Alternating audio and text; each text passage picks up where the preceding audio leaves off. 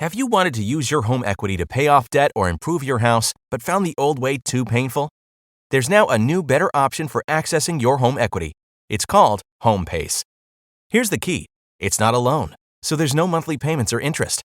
Instead, HomePace gives you money up front as an investment in your home. That's right, you get money that you can use however you want without the burden of monthly payments. Then someday when you decide to sell, you share a portion of the gains or losses in your home's value with HomePace.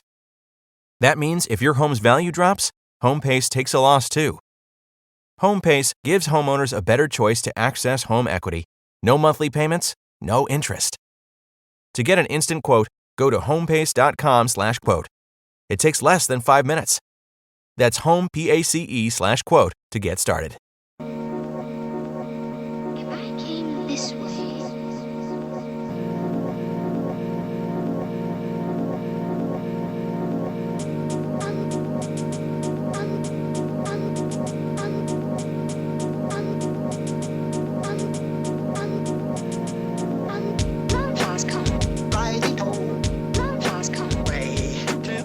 Welcome to the Psychovertical podcast. I'm your host, Andy Kirkpatrick. Before we begin this podcast, a little warning. This podcast contains very strong language and ideas that you may find upsetting. The reason I'm putting a warning here is today's episode. Is it an episode? Today's thing is on the subject of resilience. Now, I should have gone away. I should have spent all week sort of working out about resilience and stuff, but I haven't. So I've just got like a jumble of thoughts in my head to do with resilience, because resilience seems to be something, like a lot of people seem to talk about these days, which maybe that's a sign. Maybe that's a sign. Maybe that's more important. Why do people keep talking about it? Maybe we should ask that question. Like there was recently, I don't really watch much television. In fact, I don't think, apart from Film 4, maybe I kind of avoid watching any kind of television. I think someone said recently that the number of people watching like non-fiction TV is massively falling. Like a lot of people watch, like box sets and things. Like I've just watched the last episode of The Boys, which is pretty good. But it's a good example of what I'm talking about here is that everything's got like a message these days. Like nothing seems to just be fiction as it's supposed to be. It's always got some kind of a message kind of in there, and even the Boys, you can sort of see it. It's always that anyone to do with the military is always a Nazi right wing person who's trying to take over the world, and anyone who is it's always all people with money are evil bastards who are trying to exploit all this kind of stuff. So the more you sort of see that kind of thing, the more you the more you sort of switch off. And like non-fiction, the non-fiction world is crazy enough as it is anyway. So but I was watching the television somewhere, and there's one of those programs, those kind of SAS, Are You Tough Enough programs, and it was one of those. I think it's probably like a syndicated idea, in that everywhere in the country you'll have, like in Ireland here, they had like the Rangers are like a special forces here. Like I think in Ireland's only got like about 5,000 soldiers, and most of them are in like Lebanon or some sort of somewhere unpleasant place, that acting as peacekeepers. So, but they have this sort of special forces kind of unit called the Rangers, and they had a program here like Rangers, Are You Tough Enough? So it's very maybe I'm sure that anywhere in the world, anyone who's like in the special forces, they always seem to make these programs about them.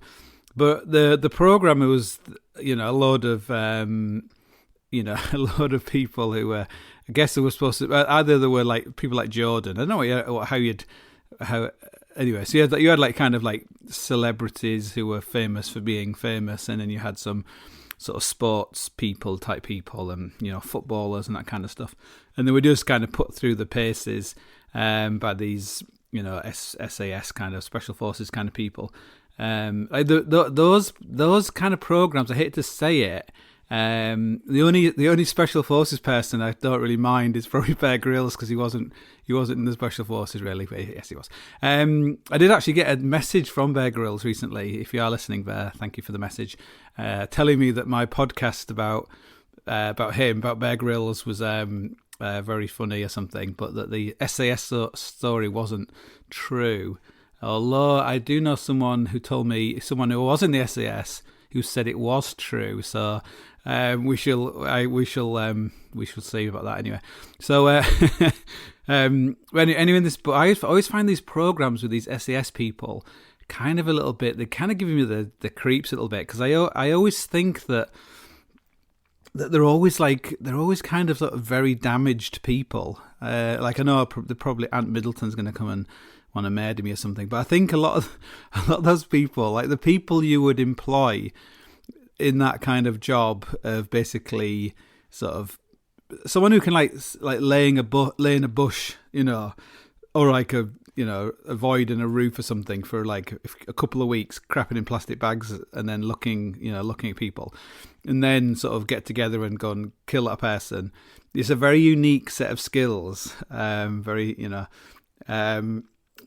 So I think those people are. It's like if you had a program called, can you work in an abattoir, and they had a load of like people who worked in abattoirs, and people would be like, oh my god, these people who work in abattoirs, they're a bit weird, aren't they? They're not kind of normal, and you see the kind of environment of working in an abattoir. Like, have you ever seen like meat being rendered, or all that kind of stuff? It's just, it really is at the coalface of some serious dark shit, really.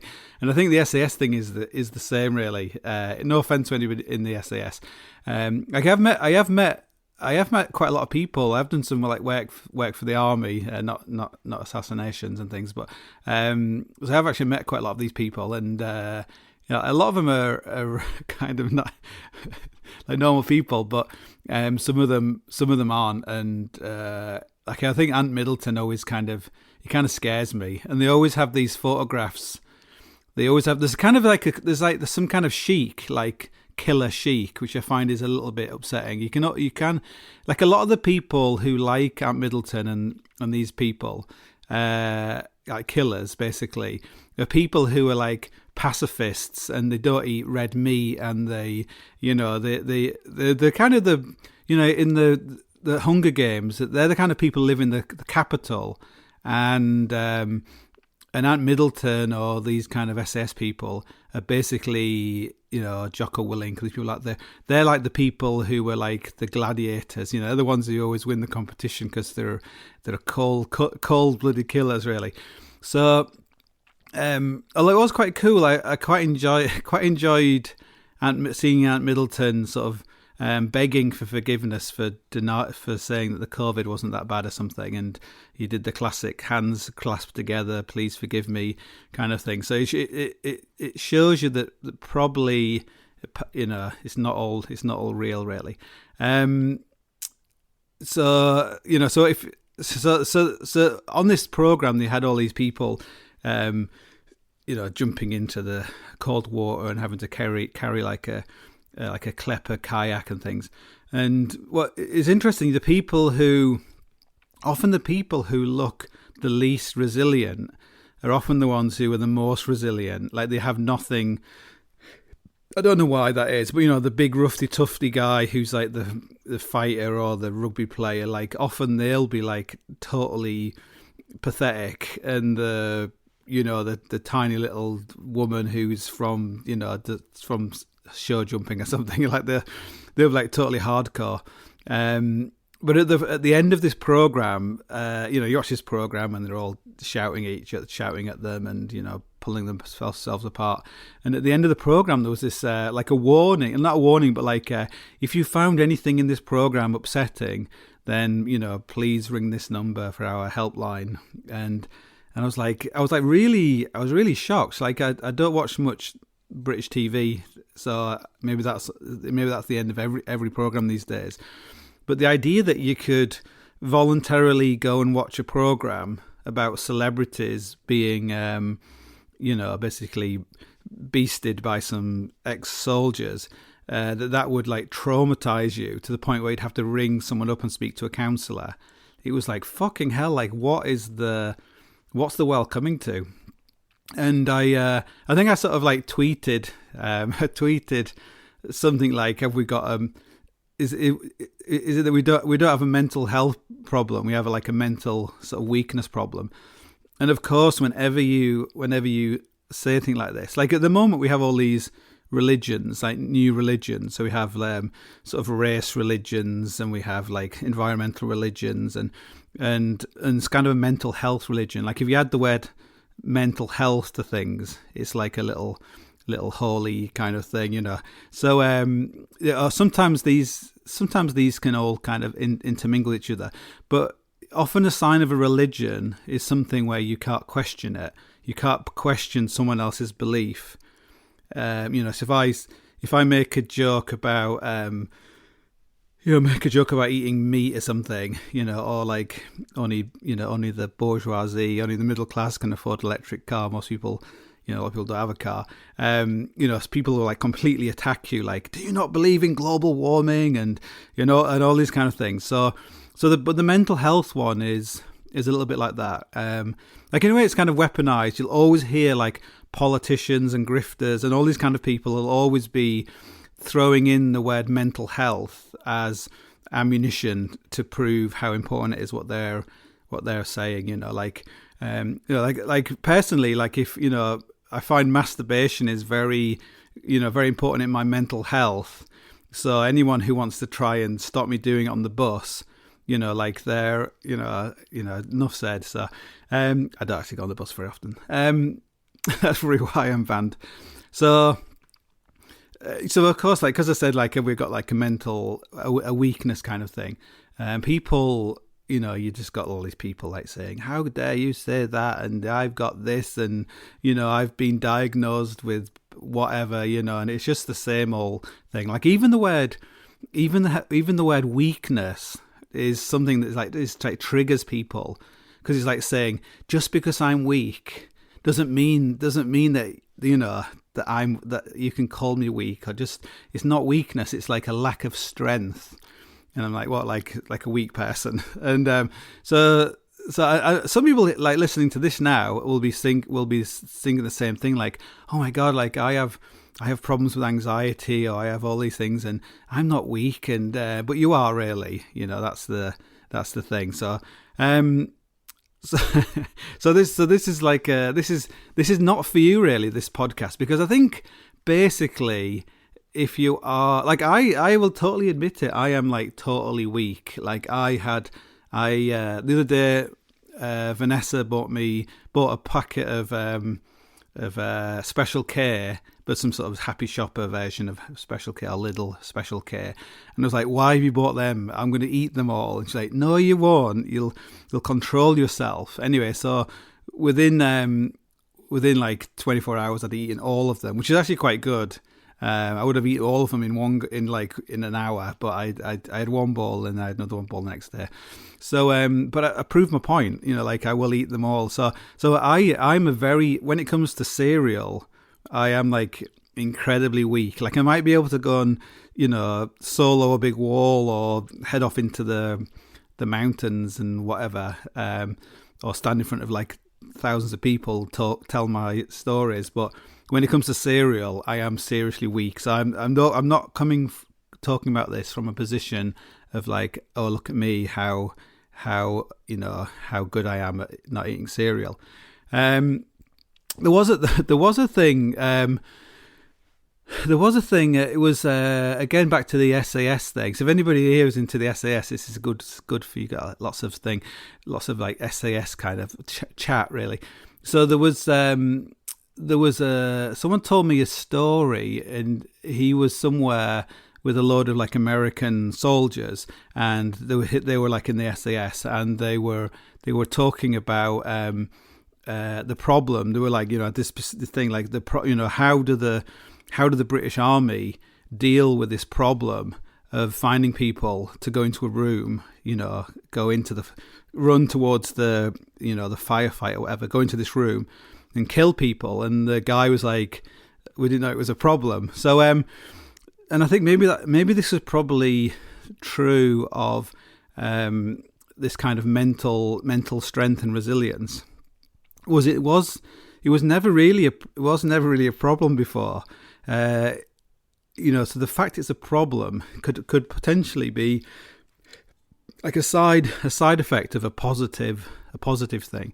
So like in almost everything, like positives can lead to negatives and vice versa. Now it's a very good way of seeing the world.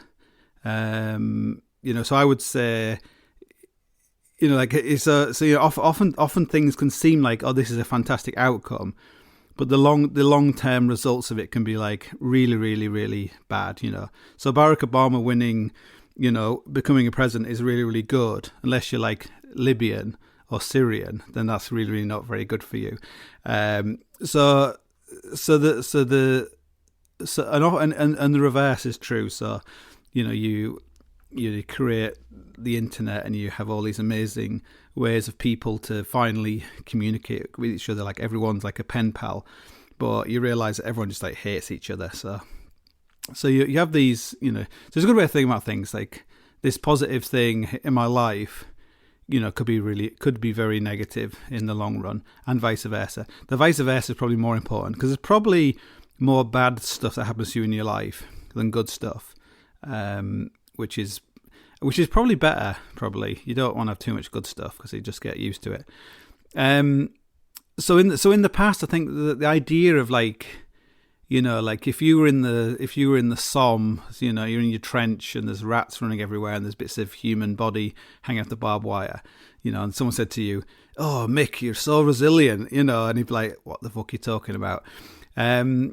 I think so. In the past, I think the reason people were much more resilient, and the reason why, like, if you ever like all these kind of books about SAS people, that kind of stuff, like, but basically all of them like were in a Borstal or something, or they were like in prison. They all have exactly any book about like any soldier always begins with like, I was in Borstal or whatever. I was like beaten up as a child by my parents or something. They always begin in this thing. So they're like negative. Their negative early life ends up making them like really good at killing people. So, but there was a really good example of this. Was I saw this interview recently with what's his name, Martin. Is it Martin McGuinness? No, that's the Irish Thingy McGuinness. Anyway, the guy who started the Proud Boys, which is the only neo-Nazi white supremacy movement headed by a black sort of Mexican guy. But it was an interview with him, Gavin McGuinness, and this guy Christian O'Brien, who's got a website. He's got a YouTube channel like 1791, which is, I find it a very good channel. And he was talking, like, I don't think Gavin McGuinness is a Nazi or a racist or whatever. I actually find him very, very funny. And the fact that you might think is a Nazi or a racist, or the Proud Boys are like neo-Nazis, probably means you're also, that's also maybe a sign of weakness, maybe, because maybe there's also an aspect of culture at the moment where people aren't kind of willing to go to source material and consult it because they find it like too upsetting to they physically feel the pain. So this idea of like safe spaces and trigger warnings and all this, it's just because people like I feel like actual pain. So for me, even saying Gavin McGuinness or Proud Boys, straight away your reaction is like, oh, Andy must be a member of the Proud Boys, or he's a neo-Nazi. And even if I'm saying, well, in my view, I don't think they're neo-Nazis. I think they're just like the same as like when I lived in London. You had like Nazis and you had anti-Nazis, and basically they were both the same. They're just like having a massive fight with each other. There's no difference from from football hooligans. They're all exactly the same. They don't really like I don't know if you know this, but the reason like why football hooliganism ended was ecstasy. Like all these people who are trying to kill each other and stabbing each other with razors. I don't think they try to kill each other, but they were like, you know, they were a bit stabby and stuff. You know, like in the 80s, they all started taking ecstasy, and they all got over it. So I reckon that's what we need. We need like the extreme, like all the Antifa and all the Proud Boys. We used to get them on ecstasy, and the world will be a much happier place. So, but in this interview with Gavin McGuinness, is telling this story about being on some program, and there was this kind of you know, like right wing woman or something. Now, right wing doesn't mean Nazi. Just point that out. There's for to have a left wing, you have to have a right wing, and you have to have the extreme middle. Anyway, so he said to this woman, like, "Oh wow, you're really, really beautiful. Like, how come you're right wing? You must have a father who like was incredibly badly burnt or something."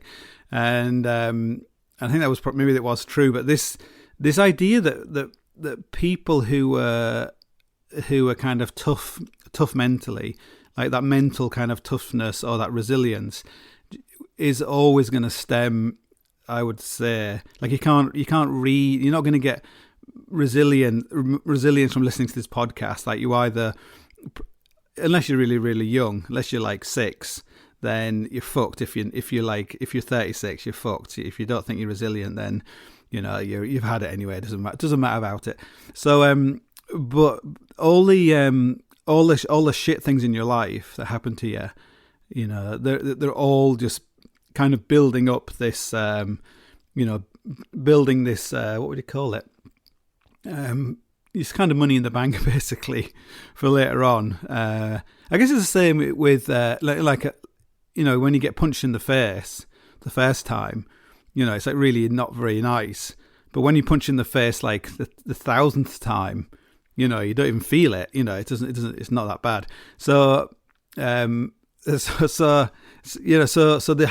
hard kind of hard times you have in your life, like having your heart broken or getting divorced or people like dying and all this, seeing people with like grandparents with dementia and all these kind of things, like they're kind of what life is all about in a way. Like all the nice stuff. Maybe this is like I'm not a Catholic, but maybe it's like a Catholic kind of thing. But I always say that like one thing that sets apart someone who is working class and someone who is kind of middle class is that working class people are always on the edge. They always feel like they're on the edge of something bad happening, whether it's they're going to lose a job or they haven't got any. They've got no real cushioning. Like your washing machine stops working, you're fucked or whatever. There's always something bad is about to happen, and I guess in the past that's kind of been borne out because like if you're middle class, you have some money in the bank and you're not thinking like that's often my argument about the global warming environmental stuff, is that people who often talk about it the most are talking about 50, 100 years into the future. Where most people are only thinking about, next week, or some people are only thinking about tomorrow, or whatever. So those people are only thinking about tomorrow. They have this like, they're always on edge the whole time. And yet, I don't think those people are actually suffering from anxiety, the same as the people who basically have nothing to worry about. They're living in a house. They might have a biggish mortgage, but they have basically some kind of asset, even if it's just that they're well educated. They could just they have a degree. You could go and live in Canada or Australia or whatever. So where most people, if you're living in Hull or Doncaster or whatever, you're basically fucked. Basically, you're never going to move anywhere else. That's where you're never going to. That's it. But because those people are never really thinking too far ahead, I think they don't seem to if you look at sort of working class kids and sort of middle class kids, the middle class kids always seem to be have more problems like panic attacks and, stress and self-harming, and maybe that's not true, but it seems to me that the more you have something to actually worry about, the less you worry about it in a way. This is the really terrible thing about working class people is they just spend all their money immediately. Like, when you meet people who are really, really wealthy, they never spend any money at all. They just put it all in the bank. They're very frugal. They don't make these stupid purchases. Where I just know from my own family, as soon as anyone gets any money, they just spend it on, like, they'll buy blow up swimming pool or something. It's like, it's a weird thing. So, but maybe that's another thing, is that people don't hold on to what they get because they know it might get taken away. If that makes any sense. Rather, it's better to have like a big blast of a firework than some kind of I don't know. So, some very long, like a long fart that goes on for like a few weeks till all the money's gone. This is like the worst. This is the worst talk about resilience ever. So if I wanted to think of some like concrete things about resilience, like I probably would say that you need some kind of physical resilience to begin with. That's like your foundation. And I think because often a feeling of weakness, because that's what we're kind of talking about, that anyway, you can get stuff, as in you're susceptible to anxiety or stress or feelings of suicidal feelings or just general depression. It's a little bit like you are allowing yourself to be more easily affected by things which will like trigger those emotions inside you, and so those are kind of maybe secondary things, but mainly like, so the anxiety and everything else, and the resilience is something which maybe allows you. It's like having some kind of inbuilt resistance to those feelings. And I think often it's to do with feelings of being weak, of feeling weak, not necessarily being weak, but feeling weak and vulnerable, or feeling out of control, like anger. Like, one reason why you see a lot of anger on social media is not that people are angry; it's that they feel out of control and they feel, they need to have this. Like, that's why religion is very effective, because it gives people a system where, like God or whoever is not gonna let you down. He might punish you or do some shit. Like a tsunami might wipe out your whole country, but that was just God being God. But he's never gonna let you down like politicians do, or someone you like on television suddenly starts voting for someone you don't like, or whatever. So like feelings of not being in control. So like in the UK, it would be like a good example is someone who is against Brexit. Like, I would say the Brexit thing is like 50-50 on both sides. Like, both sides are right, and whoever, whichever way it went, it could have equally bad outcomes. To be in the EU, the EU could completely collapse, and it could, probably will do anyway. It'd be really terrible. To be out of the EU, your whole trade thing could fall apart, and you just end up being like a basket case of Europe. All that, so both sides are kind of right at the same time, but ultimately one side maybe mistakenly feels like they're gaining control. So if you're a Brexiteer, you feel you're gaining control of your country, where the other side, what they call them, the Remainers, like they feel like they're losing control. So if that makes any sense. So this is not an argument on either side, but this is a feeling of how people feel.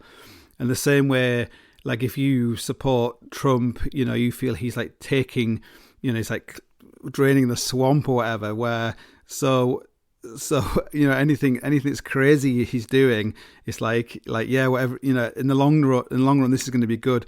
Where if you hate Trump, you're like, this guy has no control over anything, but like ultimately the control, I would say, is an illusion. It's basically something people sell. I will. That's why religion is very effective, because it gives this illusion of control, but without having to do anything. So so no matter what shit happens, it's just God's will. It's no one's fault, but he believe he is totally in control. But when politicians and everybody else sort of take over that role, like forget God, I'm just as good. In fact, I'm better. Humans are just, they're just crap at, they're just not very good at a lot of this stuff. It's too complex and there's too many variables, and it's always about reacting badly. And then 90% of it is just pretending and covering up, like all conspiracies, everything. It's all about covering up your fuck ups, basically. So we're increasingly able to see how incompetent people we were always thought were competent, at least semi-competent, are now like totally incompetent. And so this is also probably leading into feelings of a lack of certainty, a lack of control, and leading to anxiety and everything else. Unless you're working class, then you probably don't care. So if you have some kind of physical resilience, now I'm talking about this from the perspective of being like a man, like maybe women are want something different, but like ultimately, if you like strip it all back down, if you feel like you could, if you feel like if someone came into your house or like attacked you in the street, and you can like leather them and beat them up or whatever, or they're not going to kill you or whatever, you could run away really, really well. I reckon that that if you go right back down to that kind of being on the savannah and a lion chasing you and your mate,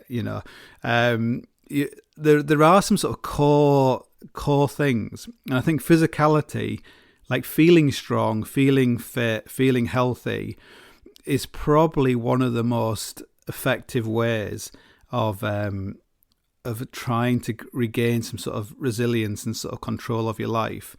Like even if there's a classic thing is that you should always, I think it was what's that guy, Jordan Peterson or somebody, or some US Navy SEAL was saying about making your bed. You should always make your bed at the beginning of the day, because no matter how shit the day is, you've always got a bed that's made at the end of it. But the same thing with trying to have some control of your physical world.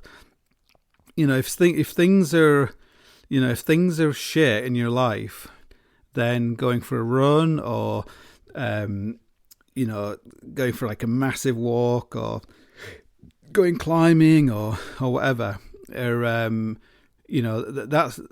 like great, because you will always feel better when you're never going to feel worse when you come back. Like even if you feel fucked, you'll feel great. Feel fucked in a great way. So doing some, trying to build that into your life. Like I know loads of people, like the classic thing. Like in the past, I've written quite a lot about depression and all that kind of rubbish. So, the classic thing I once said to somebody, they were like, "What do you do if you've got the black dog?" Which is, black dog means like depression. And I said, like, get yourself a dog. And they did, and it kind of really helped them, because they had a dog they had to take walking every day, like twice a day. I took this dog for a walk, and they were focusing more on the dog, than just on themselves. But so the act of walking was very good. I think like Will Gadd has this thing about moving, like just keep moving. It's the same. Like recently we had someone come here who had like a 2-year-old who was like, a little bit of the type of child who like headbutts you in the face and stuff. Like, so, they were like, oh my God, what are we going to do? And I was like, look, I've had 2 kids. I'm not interested in fanning on with somebody else's kids. But you could see that they were like struggling with this child. So I just like picked the child up, stuck him on my shoulders, and like walked out down the street, walked down to the sea or whatever. And like once you're moving, I don't know. There's something about moving. Like moving is just it's just good for you. So like if your wife has left you and you feel like suicidal, and you go for a run, and you come back and you still feel exactly the same, which you probably will do, then just hang on till your next run. Just keep doing that, and eventually, you'll have such bad like tendinitis or some kind of horrible running disease you won't think about it anymore. So yeah, so the physical side, like I keep trying to buy some weights, some belts, some plates for like doing like weightlifting and stuff, because I've got some kettlebells here, but I haven't got anything else. But you just can't buy them. Like months and months and months in, like they're always out of stock everywhere you look. So I think that's a good sign. Maybe like a lot of people seem to have been switching on to this like physical side, and often in times of like pretty shitty sort of stuff that's going on. People often come out of it more resilient because they've had to deal with mentally come up with a way of dealing with the shit that's going on in their life and around them, and the coping strategy, and also they tend to migrate towards this kind of physical kind of side. And like I do know people who have gone from very kind of angry, bitter, like life is basically over, like I'm so shit, blah blah blah, to slowly getting into sort of training, and it's built like a really solid amount of sort of self-confidence in them, and it's kind of this kind of physical. They know, like if you can go from, if you can start doing deadlifting or whatever, and you go from being this complete loser who can hardly lift the bar off the ground to being someone who can, lift a really impressive amount of weight. Like it does make a real, a really solid. It does make a real difference to the way you hold yourself, the way you think about yourself. It's really really simple stuff, but maybe that is why it's so good. Another thing to think about is avoiding, look into like the idea of like Stoicism, like the philosophy of Stoicism, like that kind of philosophy, stretched over like thousands of years probably. It was like it was like hundreds of years. So it began in Greece and it was in the to Rome, and it's kind of integrated itself into lots of time kind of thinking, but there's this thing about you're in control of how you feel. That's very important. And for all those people who got into weightlifting during hard times, then there was all the other people who didn't, and they just ended up having miserable, depressing lives, just taking loads of drugs or alcohol or whatever, depression medication or whatever. And that's fine for them, but it's not a good outcome. So there's the flip side. But the one thing you have to realize is that some people kind of like it on a subconscious level. I don't know if it's like if we apply the 80-20 rule, I would probably say that only 20% of people are going to get out of that spiral, and I think the other 80% are just like the living dead. And it's really horrible to say it like that, but that is kind of how it is. So you basically you have to kind of avoid. I sound like Tom Cruise in like Steel Magnolia for it is, but you like those people are they just don't want to get out of it really. Like you can offer people like these things. You could do these. You could really like just stop eating shit food. is another good one. Like if you eat shit food, you'll just feel shit, and but people don't want to, and they'll make all these excuses. But you can't help people. You really have to really focus on you. It's a bit like being a first responder in a way. You have to look after yourself to begin with.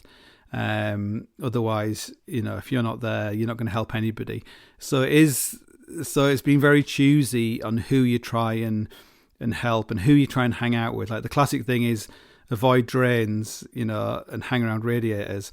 And it's like it's kind of tough. But if you do, I find like positive people tend to I don't really hang out with either positive people or negative people. I don't really hang out with any people. So I hang out with my wife, and she's very positive. So that's. But I'm not someone who needs a lot of people to feel positive or negative. But some people do. So and if you are exposed to negative stuff, so the classic thing would be comment sections on social media, like just try and cut it out, because it's not going to do you any good. Like it's no good wasting your life energy on a conversation that is meaningless and no one is going to read it apart from you, and you'll probably regret it. Like in a year's time, you'll go back and look at all the things you said a year before. They're probably all shit. It's just embarrassing, basically. So trying to cut all those things out of your life. Like I know I keep saying it, but I try and as best as I can to stay away from the social media. But unfortunately, it's my job, so I have to kind of engage with it. But I use this thing.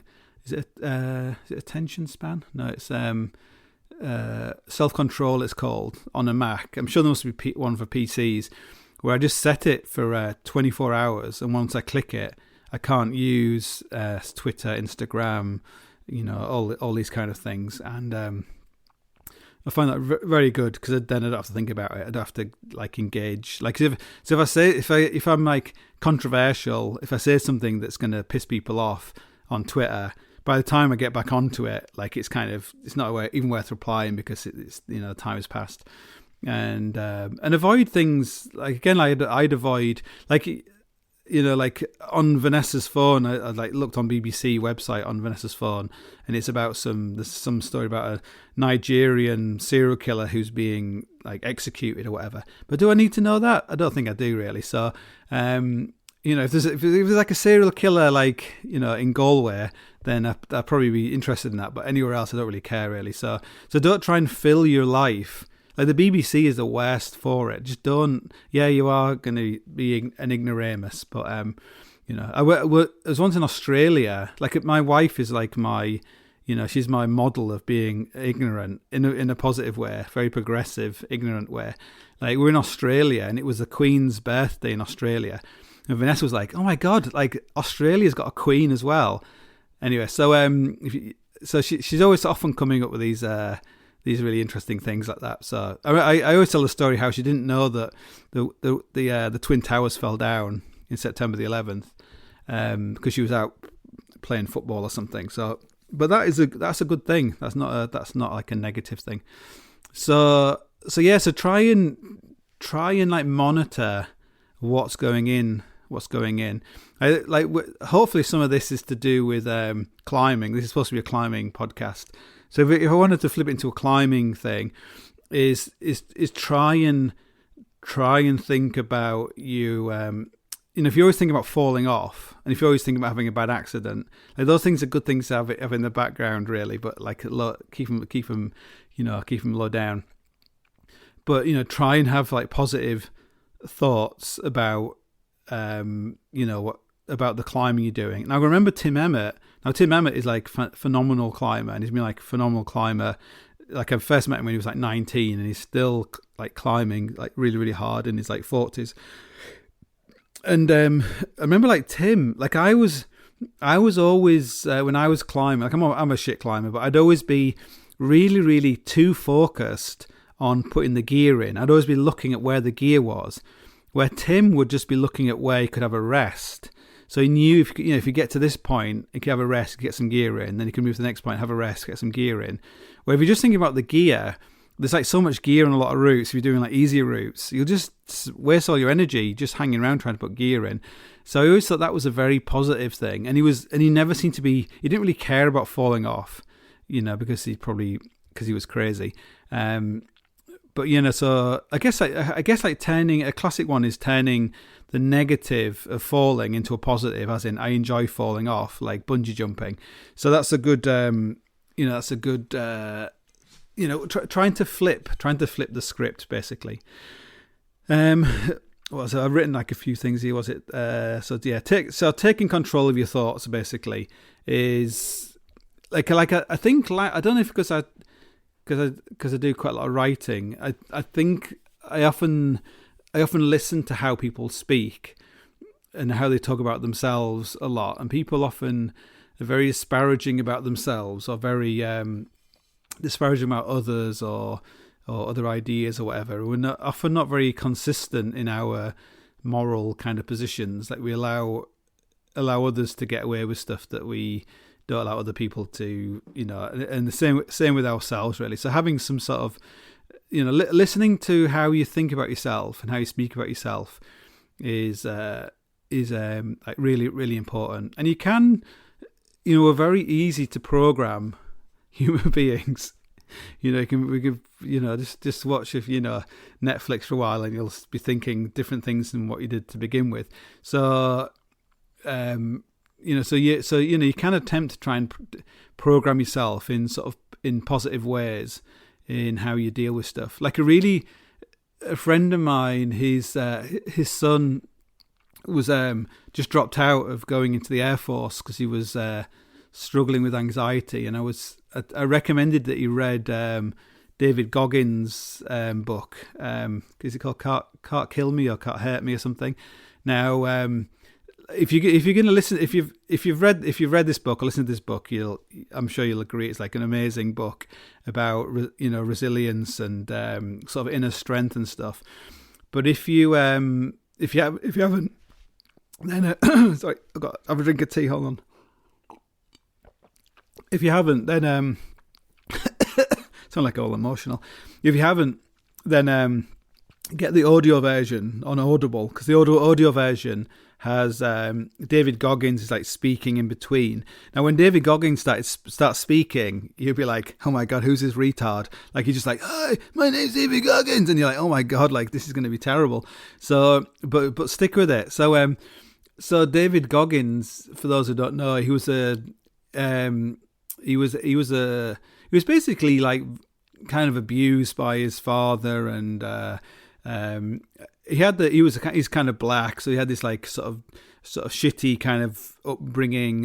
He wasn't poor, but he was like, his dad was like a businessman, and he was basically in like an abusive relationship with his father.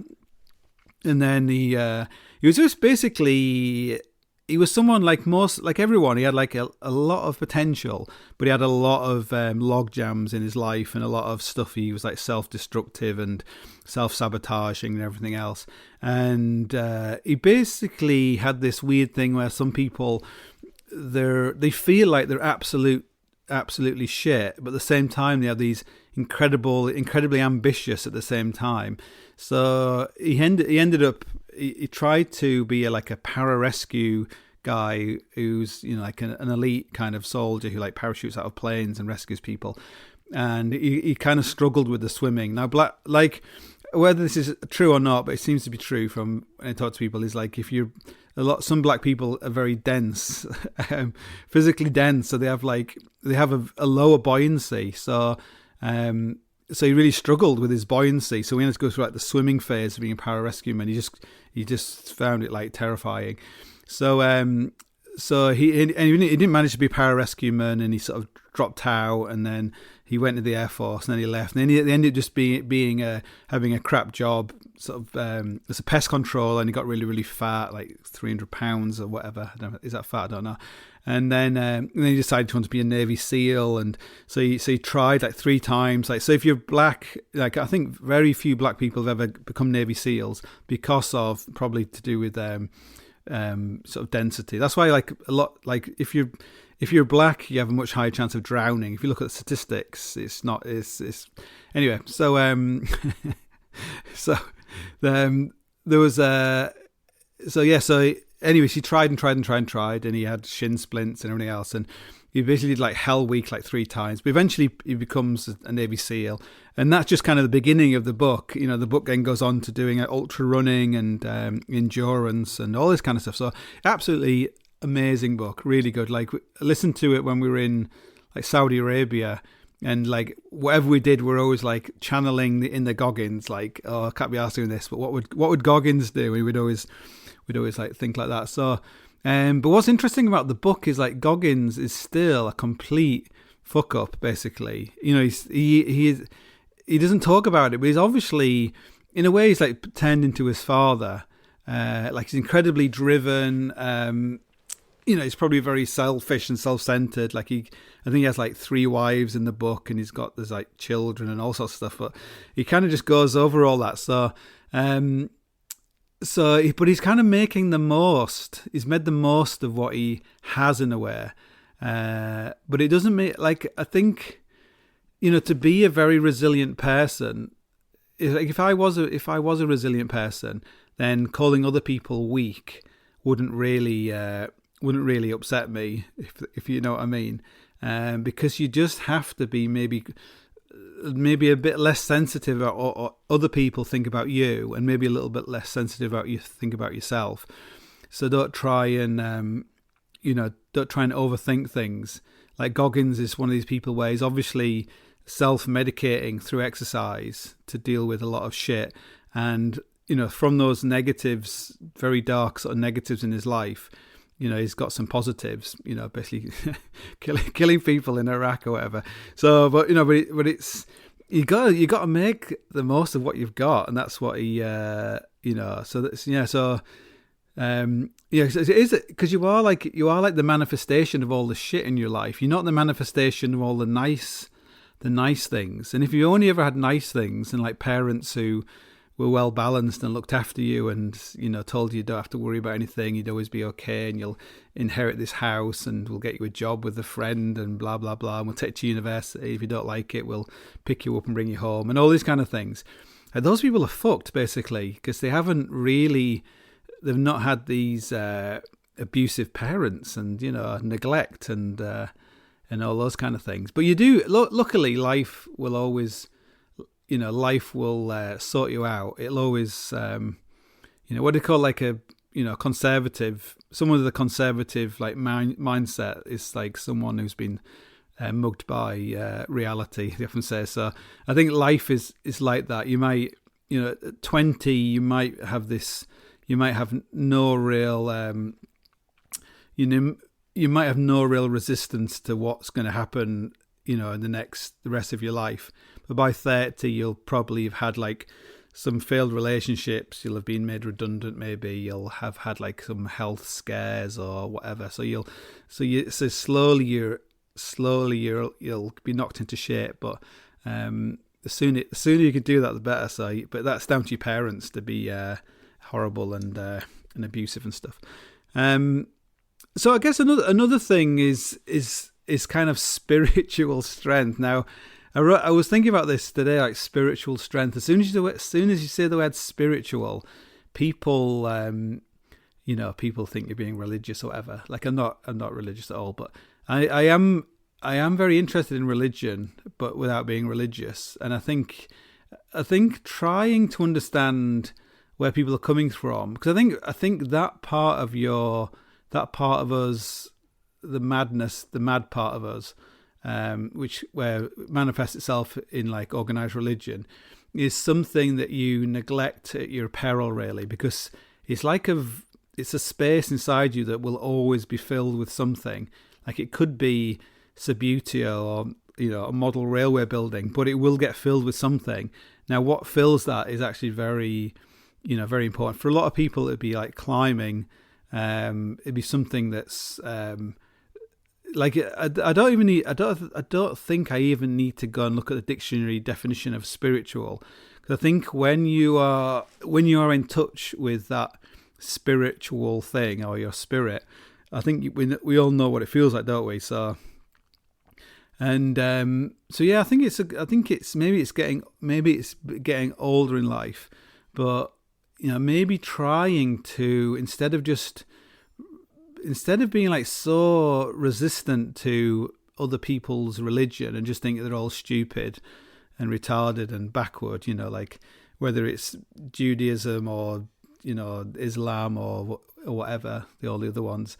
Like Buddhism seems to be incredibly popular, but but I think it's worth like trying to understand the human aspect of it, because I think you're better for it in a way. I think instead of being so cynical, like you can be. I think maybe cynicism is actually a bit of is being resistant to things is actually maybe a negative. Like trying to be less cynical about everything and trying to be more interested in things, especially things you're not supposed to be interested in. That's that's kind of good.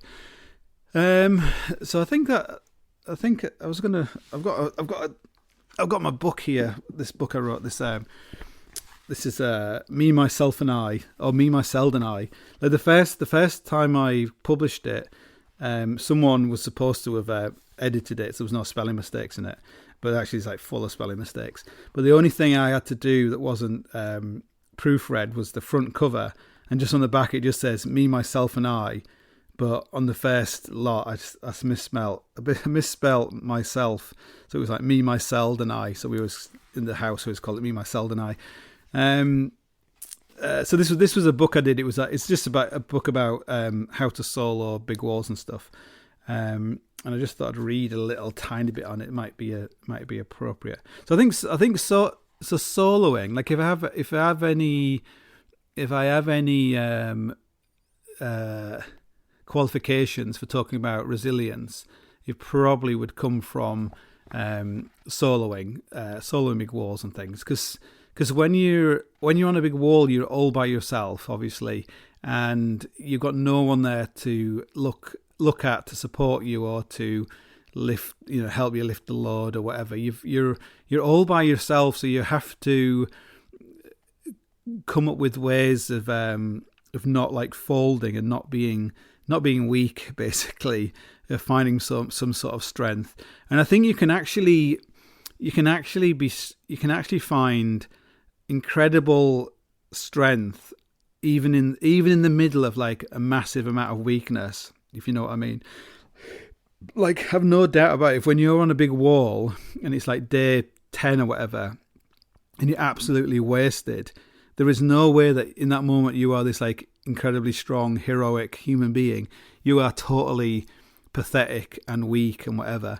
But what you tend to do is, you have this little tiny, you have this like this little flame of strength inside you, which when you first started, it was like a roaring, log fire of strength. But by then it's kind of quite small. It can never go out really. It's always there somewhere. There's always a little spark of it somewhere. Sometimes you just if that's giving off some kind of power, this little flame of inner strength, then you just have to just go at the speed of that strength, if you know what I mean. Like if you're like I have like, I hate when people say like I've struggled with, or I'm a survivor of this, but like I've had times in my life where I literally could not move off the settee, like I've just not mentally just been like not wanting to do anything whatsoever. And often that flame is in there, that flame of resilience is saying to you, you may feel like this right now, but this negative will flip into a positive, and you'll look back at this as a positive in your life. Of the darkest things feel, one day this will be a positive. Like, luckily you don't feel like that about negatives. Positives. When it's a positive, you're like, oh, this is cool, but it's not really that. It's fleeting. Like the positives are fleeting, but the negatives like have like real kind of sustain. Like, you want them to end, but but you carry them with you, if you know what I mean. Where the positives, like, how many kisses do you have in your life? How many of those do you remember? Like, a few, but not all of them. So how many really shitty things have you done in your life? Quite a few, and you remember all of them. So, so I don't want to sound like someone who's saying to be resilient you have to be this superhuman kind of person. You can actually be, incredibly weak and beaten up and vulnerable. But there was always that strength, because there has to be, isn't there? Really, what's the alternative, really? So so this is like a little bit in this book. I need to rewrite this book because it's quite old now. But it was all about soloing, and it had one bit was about the the mind, which is probably the most important bit. Where is it? So this got old stuff about failure. Self-empathy. What's that? Self-empathy. In order to survive and thrive on a wall, you must develop self-empathy, or the ability to love yourself. Yes, that's quite it. But don't love yourself too much. That's what I say. Get yourself a room. Or keeping on going. This is a little tiny bit. There will be many crises around a climb, doubts about your plans and dreams, and deep feelings of fear and trepidation. In these moments, you will need some way of pressing on.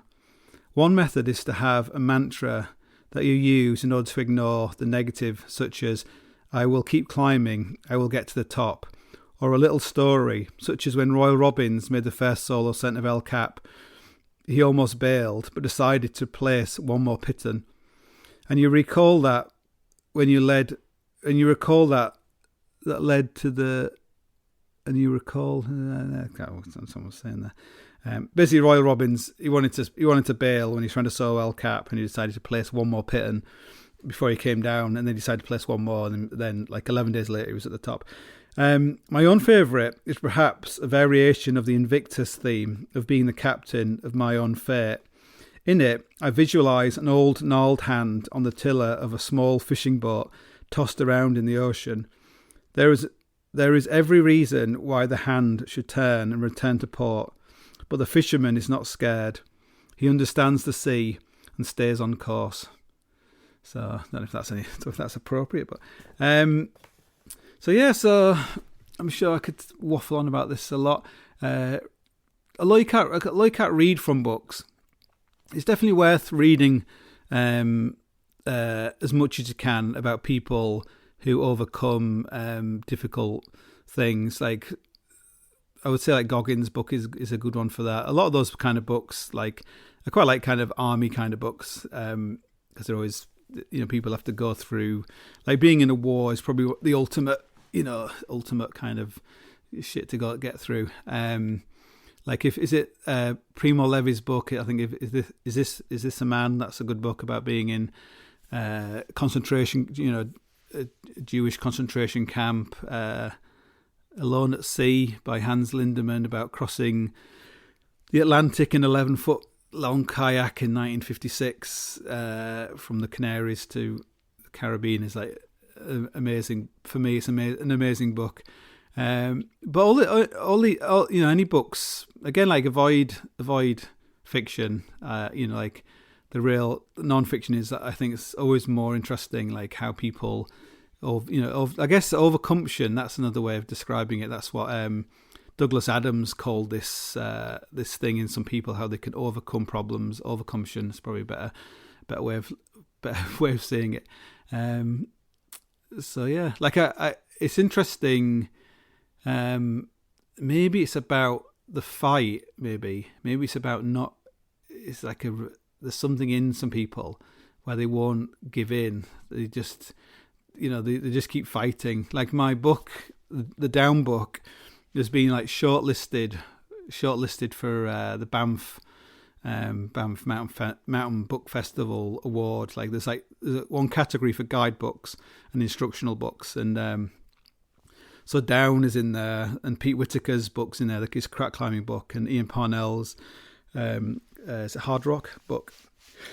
which is weird really, because I know the other two, and we all used to live in Sheffield, so that's quite a good that 3 kind of British authors have got books in there. Although I illustrated my book as well, and yeah. So the book, you have this thing from Banff saying about your books in the shortlist. It's either me, Ian, or Pete are going to win this book award, and and the Banff people, they're all like lovely people, but they're all very, like most climbers are all very like they're all very like left leaning, tree hugging, stroke a polar bear kind of people. So I always feel like I'm always a bit of a pain in the arse, because I don't really play that character kind of very well. And I remember, like, I found out the news that I was up for this shortlist, and I was like, oh, that's really cool. Like, I felt really honoured to like, I won that award for like 1,001 climbing tips. So it was like really cool to get like another one. If I got one, you get some money maybe, don't know. But it was really cool to get to get it. And I think higher education got nominated before.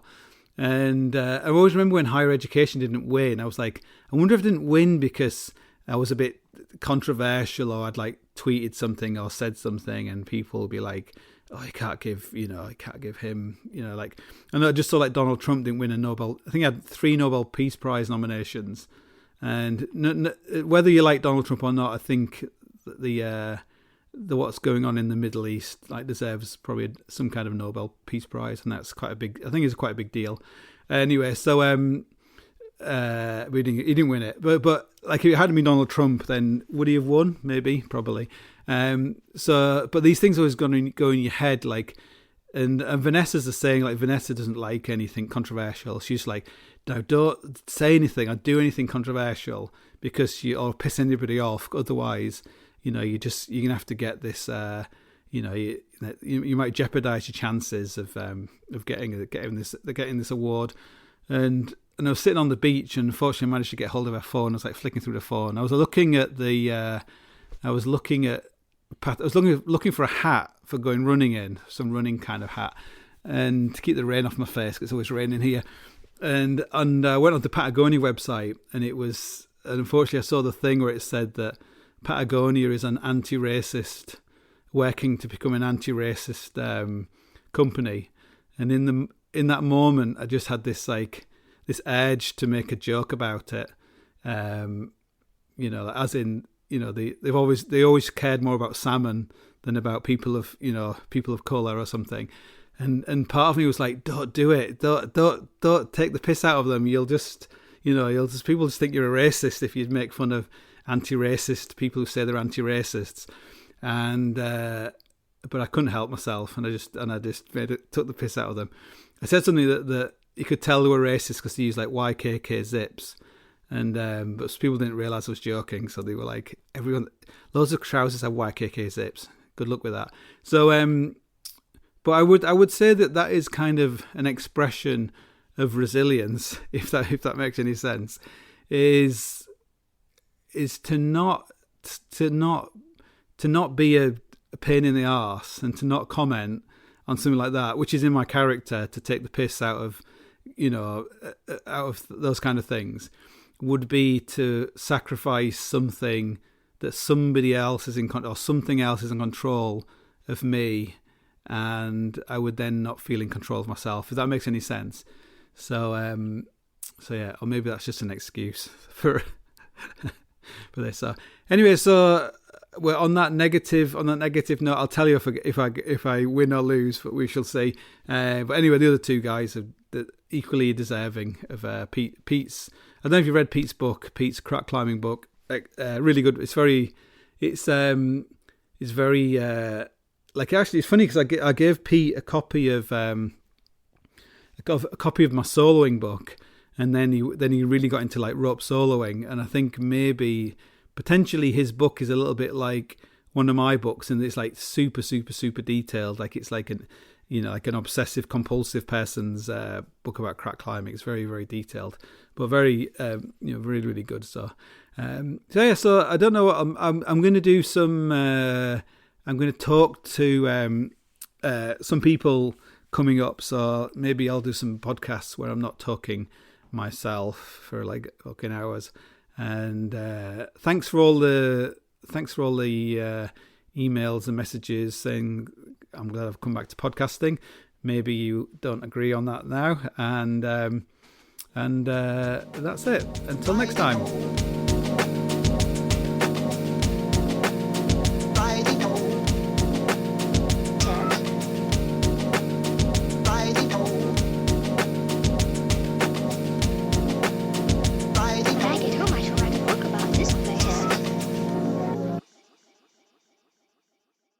Underdog Fantasy is the fastest-growing fantasy app and easiest place to play fantasy sports. Just jump on UnderdogFantasy.com or download the app, draft your team, and that's it.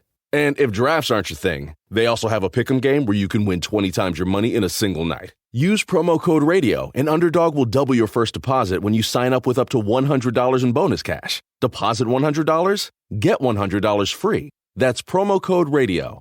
Terms and conditions apply.